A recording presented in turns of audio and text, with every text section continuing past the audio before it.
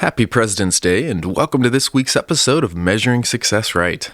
This week, we'll be revisiting an episode from November of 2019 with Dr. Shaun McAlmont. Hope you enjoy.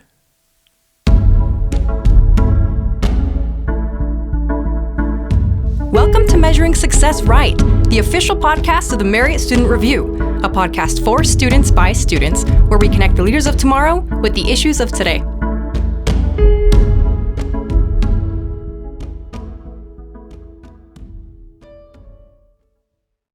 Hey everyone, this is Andrew Allen with Measuring Success Right. Today, we have BYU alumnus and Marriott School of Management National Advisory Council member Shaun McAlmont. Shaun is K-12 Inc. president of Career Readiness Education and specializes in improving the return on investment from education. Shaun has been helping students prepare for the job market at both the secondary and post-secondary levels for over 20 years. Shaun McAlmont, welcome. We are so excited to have you here today. Yeah, thank you for having me. Tell us a little bit more about what you've learned over your long career in education. What has your career path looked like? Well, I can talk to you about it in terms of my education and my work. And so, I actually went to BYU in 1985, and it was on an athletic scholarship. And I actually went to the school to pursue my athletics, but also do it at a place that really focused on academics as well. And so, BYU was a great experience for me. I succeeded in athletics there and also academically. And at the time, I didn't realize that I wanted to go into education. What I wanted to do was actually go into therapy.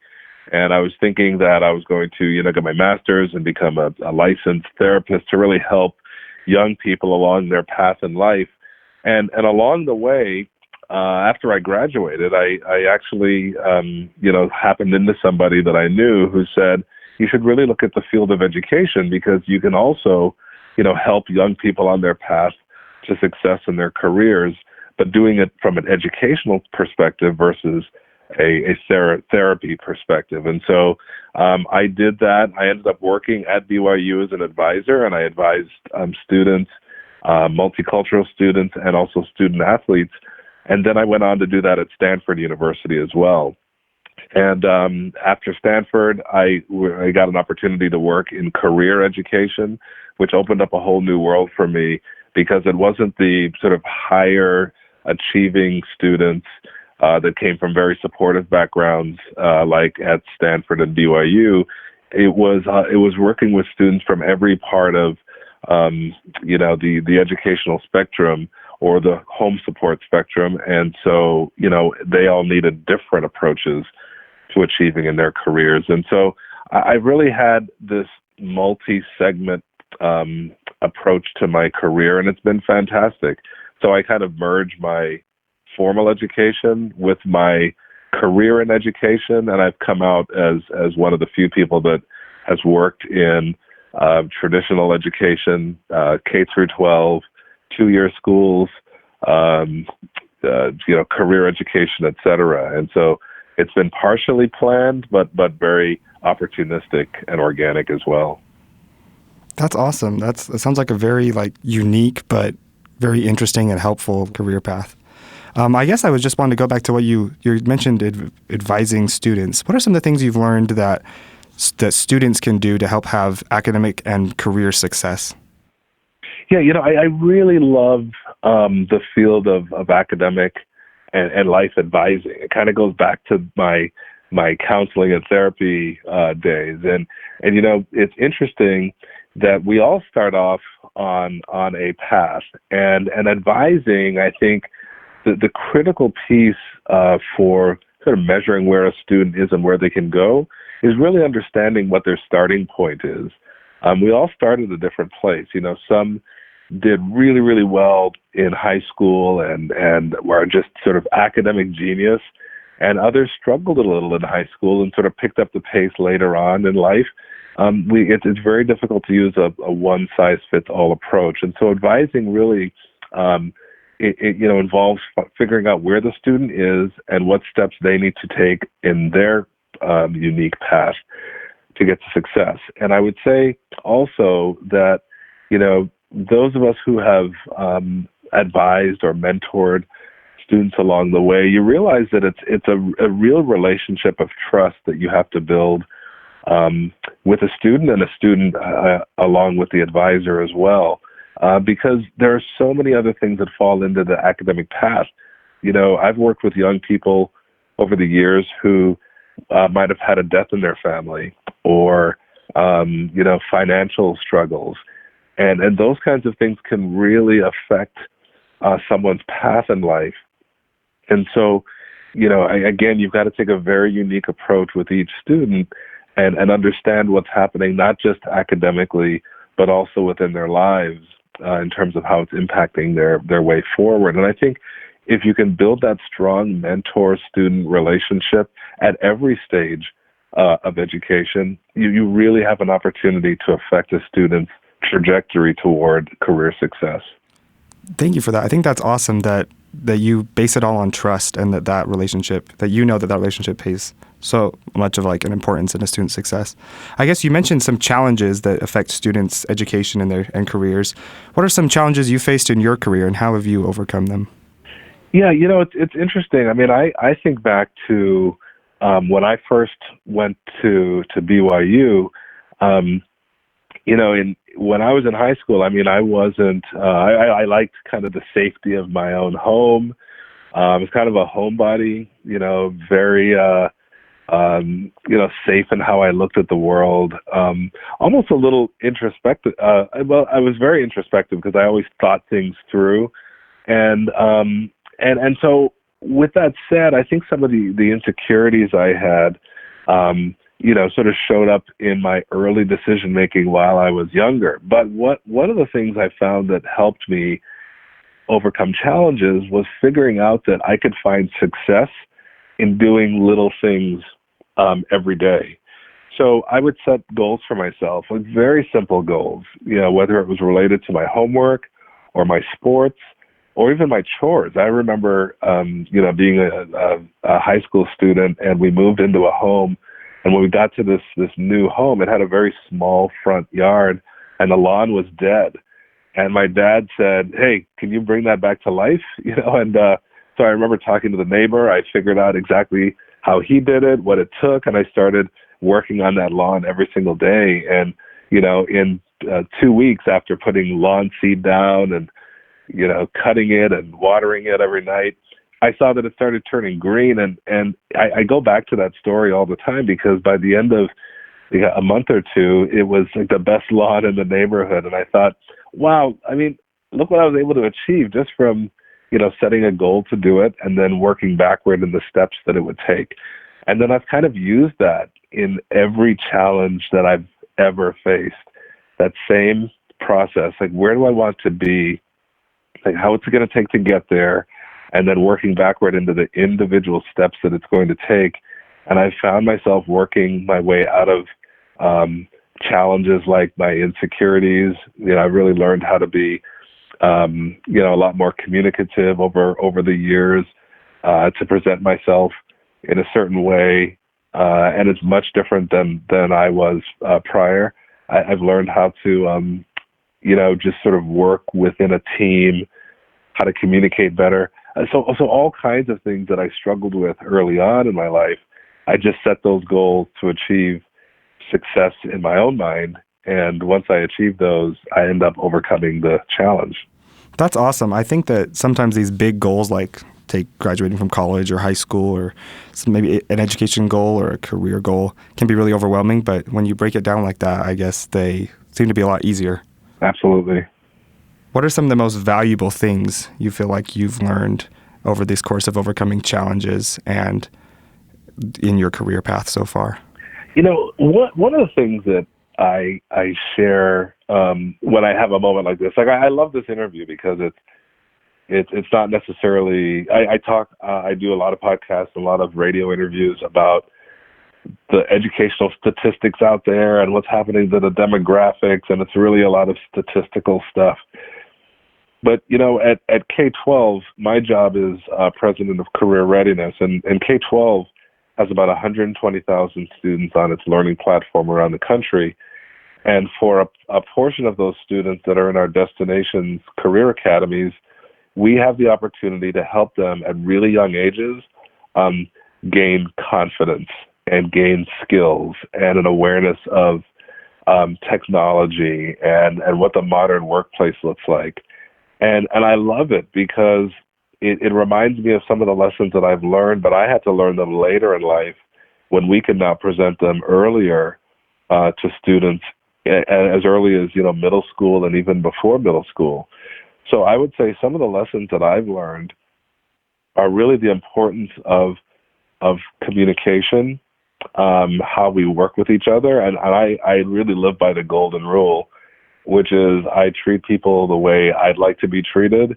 And I'll tell you, it always comes back in a positive way for me.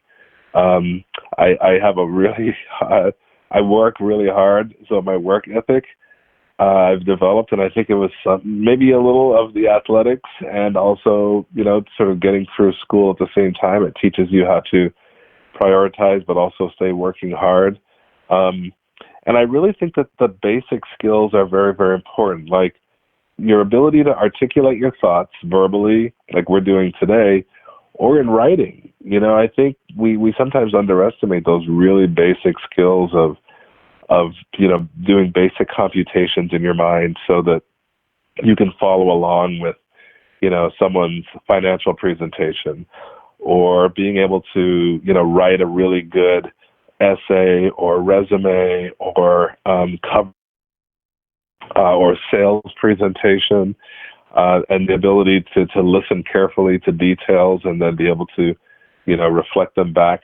Like some of those basic professional skills are just as important as the technical skills that we'll learn over our careers. And so I think that some of the lessons I've learned have been to really focus on the full range of skill development, because they all come in handy at some point.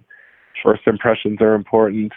So the first things that come out of your mouth when you meet somebody are just as important, and then treating them with respect, and you'll get respect back. So I hold those soft skills, professional skills, in just as high regard as I do the technical skills that we learn through our lives. And those are some of the things that I've relied on to find success in my career. And then also hard work. And I'll say this, I've made decisions that some people haven't agreed with over the years in terms of my own career trajectory. Like going to BYU. I went to BYU. I went to a Catholic high school.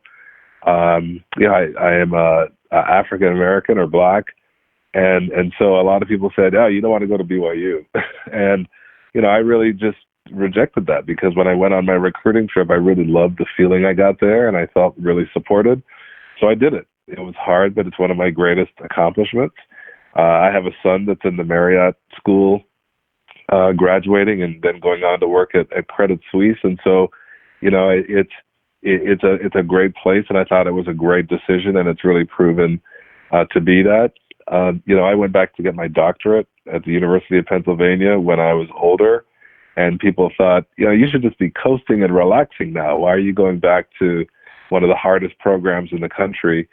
But again, it's kind of setting goals for myself that I could achieve.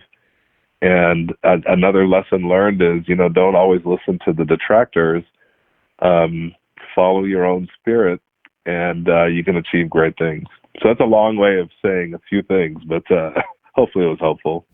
That was. Thank you so much for sharing that wisdom with us. You mentioned that you do a lot of other interviews about education statistics, and I guess kind of going off of that, what are some of the biggest challenges that you see in education today?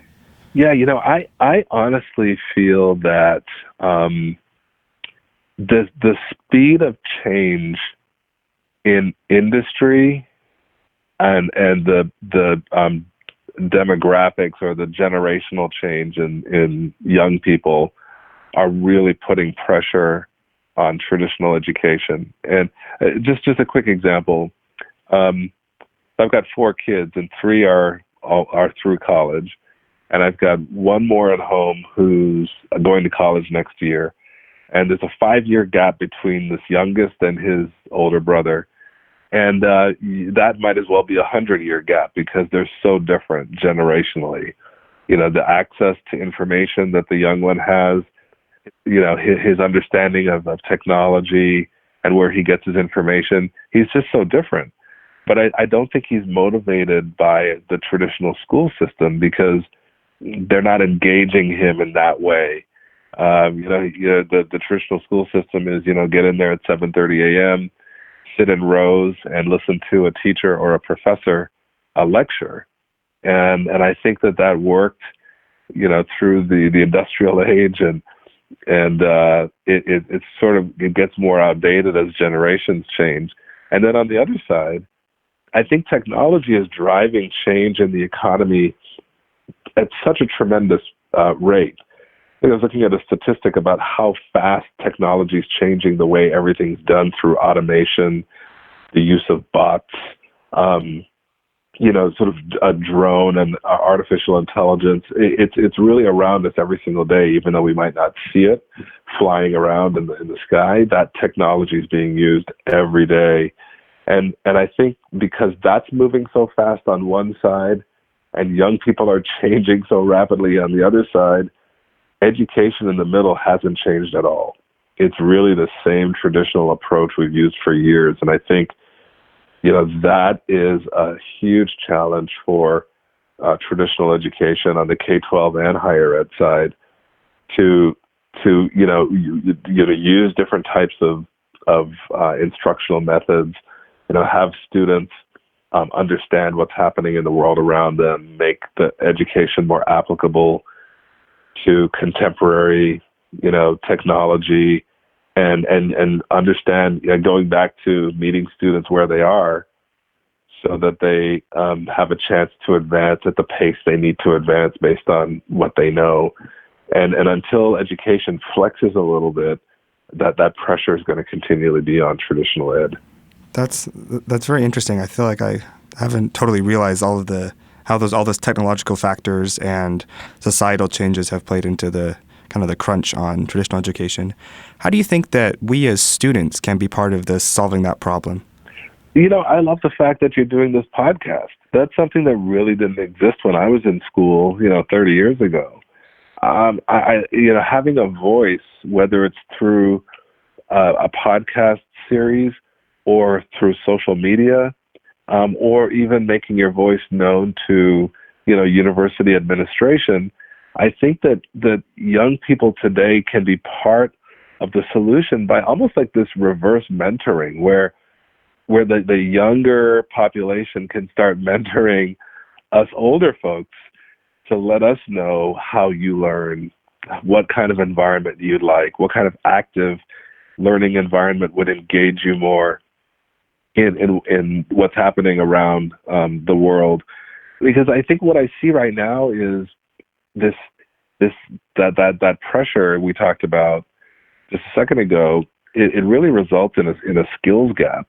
The United States has moved from sort of top ranked in math and sciences to now like 20th in the world, and that's dramatic.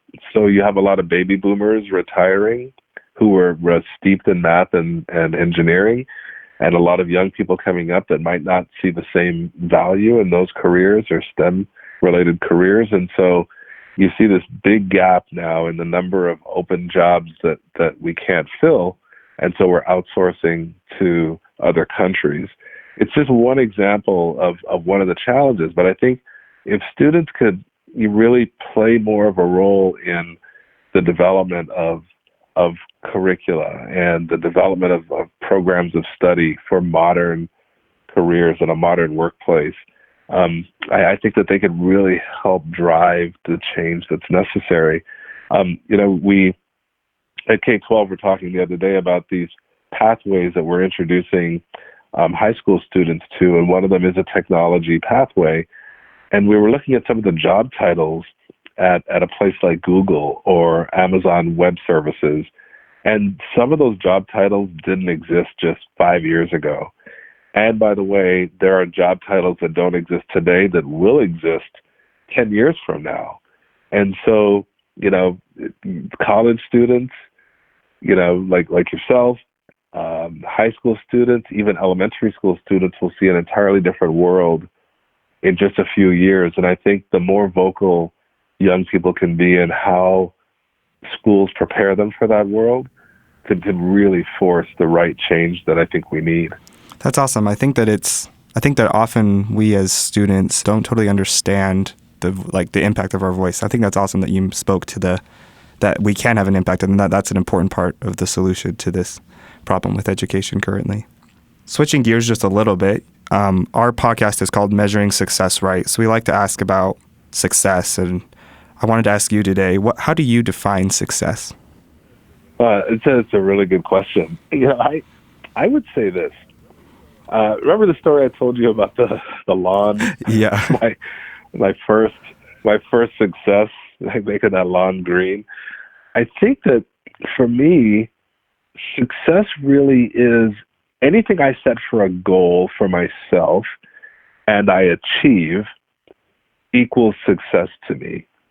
So, in my career, I mean, I've had such good fortune to travel the path I have. I love it. I love the fact that I achieved a doctorate when I set a goal and nobody thought I could do it at an Ivy League school. I loved it. Going to BYU, and a lot of people thought I wouldn't make it through the experience, and I did it. And having athletic successes and 4 kids and a great wife and family success, I just feel like those are all great successes, and I've really sort of achieved past what I or anybody else thought I could do. But when you break it all down, they're all individual goals, big and small. And so for me, like I still look back at the lawn as a success. When somebody would say, man, you've had so many other major moments of success in your life, why do you keep talking about that lawn? Because I think you can break down all of your goals, challenges, hopes, and dreams into small, achievable goals. And every time you achieve one of those, it's success. And then you can add those together over a lifetime and really show that you made an impact in your life and in the lives of others. But it always breaks down to the most elementary units of success. And by the way, every time you have one of those successes, it increases your confidence. And that's why I'm such a believer in goal setting. It increases confidence as you go. You're always going to have setbacks, but if you can be net positive on your achievements, at the end of the day, you're going to feel like you're moving forward. So I think that we can all feel success doing different things every single day. And that's kind of how I define it. And then if you can keep adding those successes together, I think not only do you do well for yourself in life in general, but you can also impact others the same way. That's awesome. I think that realizing that success is personal and that success is going to be made of different components and look different for everyone is super important to just society, because I feel like we have this tendency to look at certain people and be like, oh, they're successful, but not realize that success for us could look different than that. Thank you for that. Exactly. So I guess you talked about having an impact, and I was wondering how do you think that currently we can have an impact on future generations of students to impact them to be excited and engaged in their education? Actually, this podcast is a part of that for me. I enjoy talking about education and the benefits I think that change can make, and preparing students for careers in addition to their education and their higher education.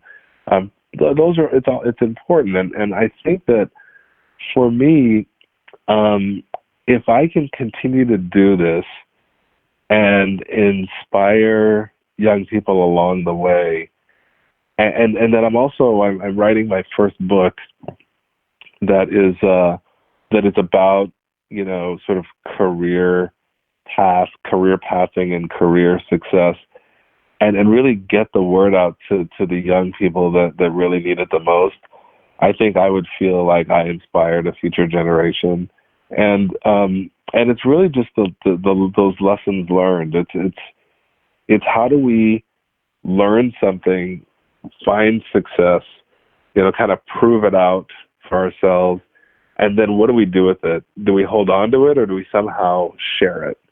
and get it out there. And I think that the more that I can share the lessons that I've learned, again, especially because you can sit down any day, and Andrew, you can look at statistics that say this group of people will do this and this group of people won't do that, or these young people don't know anything, or once you hit middle age, you're forgetful. You could listen to statistics that could really depress you all day long. Or you can find sources like this podcast and really listen to the voices of those who have gone before and those who are doing it now and learn from their lessons.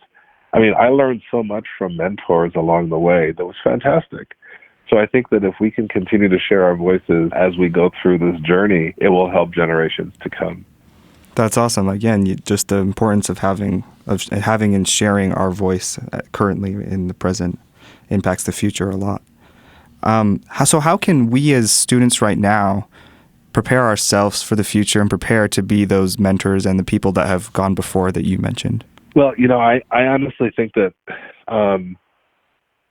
it's such a complex world, and it can be a tricky career pathing exercise. But I think if you're intentional about the steps that you take and you study along the way, like for example, if you choose a given career path, the opportunity is yours as a student to really study it and know it well.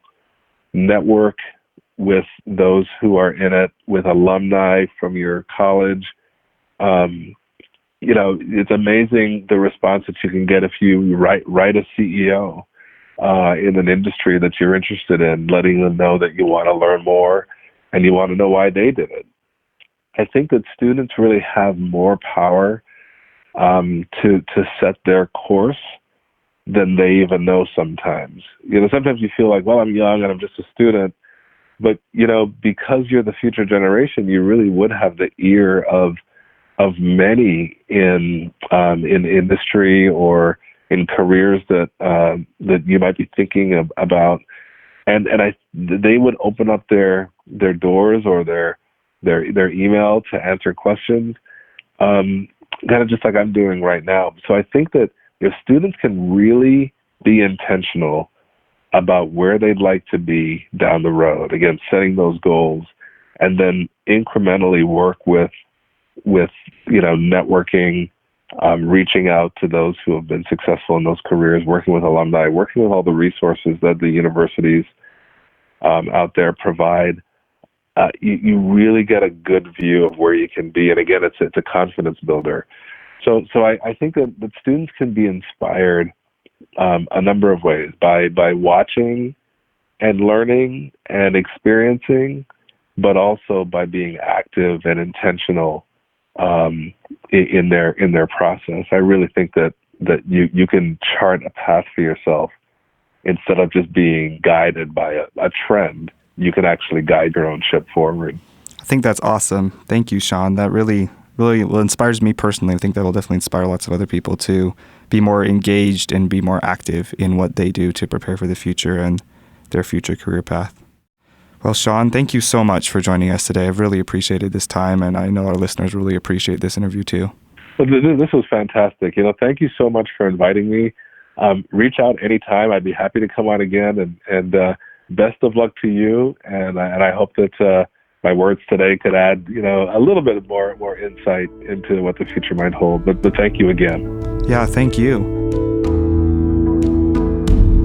Make sure you subscribe to our podcasts on Apple Podcasts, Spotify, Google Play, or SoundCloud so you never miss an episode. Be a friend and tell a friend about measuring success right.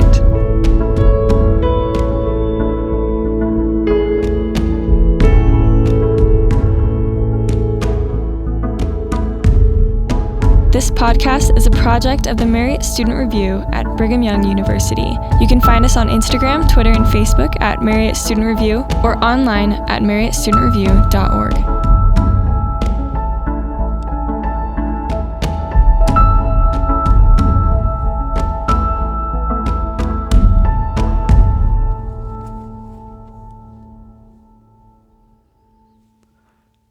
The views and opinions expressed in this podcast do not necessarily reflect official policy or position of Brigham Young University or the Church of Jesus Christ of Latter-day Saints.